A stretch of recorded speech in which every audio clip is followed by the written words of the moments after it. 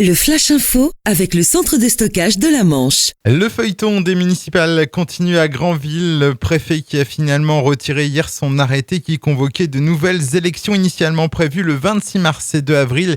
Un scrutin qui faisait suite à la démission en masse de plusieurs conseillers municipaux et à la décision du tribunal administratif de Caen du 7 février dernier. Sauf que l'actuel maire Dominique Baudry a fait appel devant la cour de Nantes. Cette dernière a décidé de transmettre cet appel au Conseil d'État, une procédure qui empêche toute nouvelle élection. Il faudra donc attendre la décision de justice avant de procéder à un éventuel scrutin.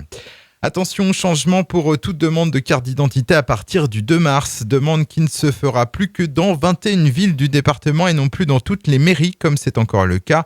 C'est la conséquence de la mise en place du super fichier biométrique. Pour le Nord-Cotentin, les mairies habilitées sont celles de Cherbourg, Beaumois, Bricbec, Écuerdre-Villaineville, Quétou, Tour-la-Ville et Valognes. En sport, une grosse perte pour la JS Cherbourg handball avec le départ la saison prochaine de son capitaine et demi-centre Baptiste Calandre en direction de Limoges. Ce dernier était en contact avec le club des Hauts-de-Vienne depuis cet automne. Limoges évolue en Pro League, tout comme Cherbourg. Et puis Granville en fête, le 143e carnaval débute demain, vendredi, avec le concert d'ouverture, les festivités qui se poursuivront jusqu'à mardi et la traditionnelle bataille de confettis.